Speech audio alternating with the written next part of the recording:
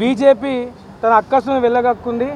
గతంలో మీరు చూసినట్టయితే ఈ దిక్కుమాలిన అమిత్ షా పార్లమెంట్లో గద్దర్ గారి గురించి మాట్లాడినారు. వీళ్ళకు తెలంగాణ అంటే ఎప్పుడు కూడా కడుపు మంట. వీళ్ళు దేశ స్వాతంత్రానికి కూడా ఏ రోజు కూడా వీళ్ళ పాత్ర 1% కూడా లేదు.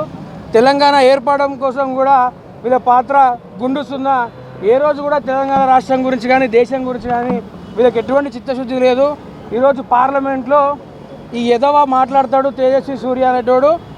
తెలంగాణ ఆంధ్ర ఏదైతే సపరేషన్ అయిందో అది పాకిస్తాన్తో పోలుస్తారు. వీళ్ళకి పొద్దున్న లేస్తే దేశం మొత్తం హేట్రెడ్ నింపడానికే సరిపోతుంది. ద్వేషంతో నిండిపోయింది బీజేపీ. ద్వేషాన్ని పంచిపెట్టడంలో చాలా బిజీగా ఉన్నారు. ఎలక్షన్లు వస్తే ఇట్లాంటి కాన్సెప్ట్ తీసుకొని ముందుకు వస్తున్నారు. అసలు ఏం తప్పు మాట్లాడిండు గౌరవనీయ ముఖ్యమంత్రి రేవంత్ అన్న గారు? ఖచ్చితంగా కరెక్టే మాట్లాడారు. తమిళనాడు, కర్ణాటక, కేరళ అన్ని సౌత్ స్టేట్స్ నష్టపోతున్నాము. మనం ఇచ్చే ఆదాయం ఎంత, మనకు తిరిగి వస్తున్న డబ్బులన్నీ, ఎన్ని నిధులు తిరిగి ఇస్తున్నారు వీళ్ళు? వేరే రాష్ట్రాలు ఎన్ని ట్యాక్సెస్ రూపంలో వాళ్ళు కడితే వాళ్ళకి ఎంత తిరిగి వస్తుంది?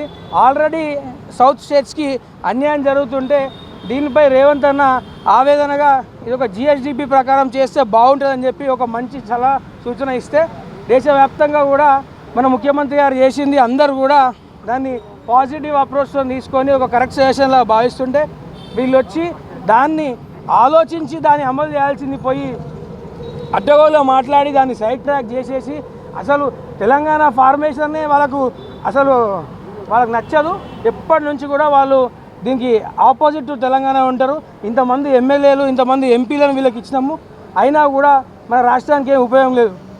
మీడియా వేదికగా మీ అందరికీ కూడా బీజేపీ ఎమ్మెల్యేలకు కానీ బీజేపీ ఎంపీలకు కానీ చెప్తున్నాము, బిడ్డ తెలంగాణలో మీరు ప్రజాప్రతినిధులుగా తిరగాలంటే ఆ ఎదవ చేసిన కమెంట్లు ఖచ్చితంగా పార్లమెంట్లో రికార్డు నుంచి తొలగించాలి.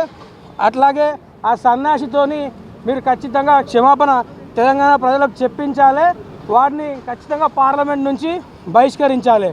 లేకపోతే తెలంగాణలో బీజేపీ ఎమ్మెల్యే కానీ ఎంపీ కానీ ఎవరిని కూడా తిరగనీయం, బట్టలు కూడా తీసి పక్కా మిమ్మల్ని రోడ్డు మీద పరిగెత్తించి యువజన కాంగ్రెస్ మీ సంగతి చూస్తా అని చెప్పి తెలియజేస్తున్నాం. Thank you.